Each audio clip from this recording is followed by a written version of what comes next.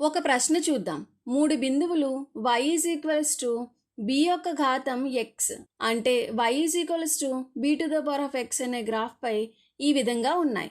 అయితే ఈ 3 బిందువులు మాత్రమే ఆధారంగా తీసుకొని y b ఆధారంగా x యొక్క సంవర్గమానం అంటే y log x base b అనే గ్రాఫ్పై తప్పనిసరిగా ఉండే 3 సంబంధిత బిందువులను కనుగొని గ్రాఫ్పై గుర్తించండి. ఈ సమస్యను సులభంగా అర్థం చేసుకోవడానికి ఒక పట్టిక రూపంలో చూద్దాం. మొదటిగా ఇచ్చిన ప్రమేయం ఏమిటి? x y b⁴x. ఇక్కడ గ్రాఫ్లో x అక్షంపై ఈ విలువలు అంటే 1 2 3 4 అలాగే y అక్షంపై 1 2 3 4 విలువలను ఈ విధంగా తీసుకున్నారు. ఇప్పుడు మనకి x 0 అయ్యింది అనుకోండి. ఇక్కడ మనకి y ఎంత ఉంది? x 0. 0 అన్నప్పుడు y ఎంత ఉంది? 1. దీన్ని ఇంకోలా ఎలా చూడొచ్చు? ఇక్కడ y విలువ ఏమవుతుంది? y b⁴x అంటే x స్థానంలో 0ని పెట్టుకుంటే b⁴0. b⁴0 అంటే ఎంత? 1. అప్పుడు y విలువ ఎంత అవుతుంది మనకి? 1. ఇక్కడ మన గ్రాఫ్లో చూసినప్పుడు కూడా x అనేది 0 అయినప్పుడు y విలువ ఎంత ఉంది? 1. తరువాత x 1 అని తీసుకుందాం. అప్పుడు y ఎంత అవుతుంది? y b⁴1. b⁴1 విలువ ఎంత ఉంది ఇక్కడ? 4. అంటే x 1 అయినప్పుడు y 4. ఎంత వస్తుంది ఇక్కడ మనకి? 4. కాబట్టి బిందువుని ఇక్కడ సూచిద్దాం. తర్వాత x 2ని తీసుకుంటే మనకి y అంటే b⁴2 అంటే ఎంత? 16. ఎందుకంటే ఇక్కడ మూడవ బిందువు మనకి ఏముంది? 2, 16. ఇప్పుడు మనం రెండో ప్రమేయం తీసుకుందాం. y b ఆధారంగా x యొక్క సంవర్గమానం అంటే y log x base b. ఇప్పుడు మనం చేయాల్సింది ఏంటి? ఈ ప్రమేయానికి సంబంధించిన బిందువులను కనుగొనాలి. ఇక్కడ చూసినట్లయితే ఈ సంవర్గమాన ప్రమేయం అనేది మనకి ముందుగా ఇచ్చిన ఘాత ప్రమేయానికి విలోమ ప్రమేయం. ఇప్పుడు ఈ బిందువులను కనుగొందాం. మనము x విలువలు ఏం తీసుకుందాం? 1, 4 మరియు 16గా తీసుకుందాం. ఇప్పుడు దీని ప్రకారం y విలువలను కనుగొందాం. అంటే మొదటగా x విలువ 1 తీసుకుంటే y విలువ ఏమవుతుంది? y log 1 base b. b ఆధారంగా 1 యొక్క సంవర్గమానం ఉంది. ఇక్కడ bను ఏ ఘాతానికి పెంచితే మనకి 1 వస్తుంది? 0.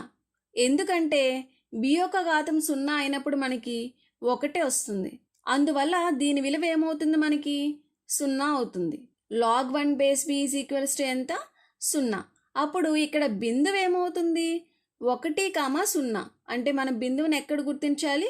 x అక్షంపై 1, y అక్షంపై 0. ఈ రెండు బిందువుల మధ్యలో ఒక గీత గీసినట్లయితే ఈ విధంగా వస్తుంది. ఇప్పుడు రెండో బిందువు చూద్దాం. అంటే దీనికోసం ఏం చేద్దాం? x విలువను 4గా తీసుకుందాం. అప్పుడు y విలువ ఏమవుతుంది? y log 4 base b. ఇక్కడ b ఆధారంగా 4 యొక్క సంవర్గమానం ఉంది. మనకి ఇప్పటికే ఏం తెలుసు? b యొక్క ఘాతం 1 4 అని. కాబట్టి log 4 బేస్ b విలువ ఏమవుతుంది? మనకి 1 అవుతుంది. కాబట్టి మనకి రెండో బిందువు ఎక్కడొస్తుంది? x అక్షంపై 4, y అక్షంపై 1. ఈ విధంగా ఇక్కడ గుర్తిస్తాం.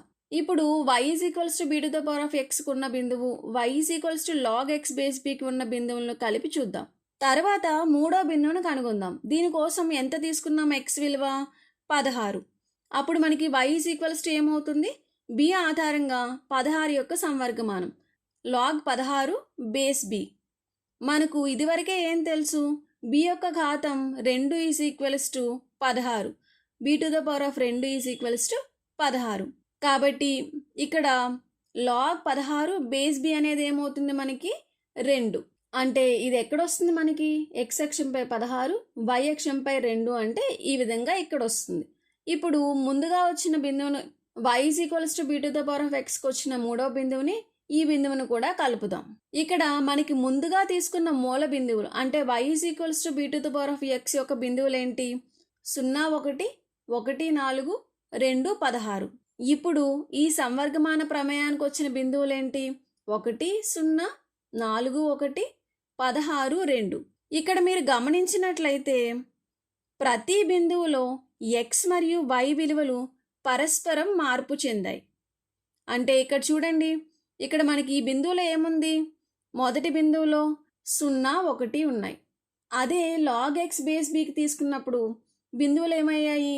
1 0గా మారాయి. ఈ విధంగా ప్రతి బిందువు కూడా పరస్పరం మార్పు చెందాయి.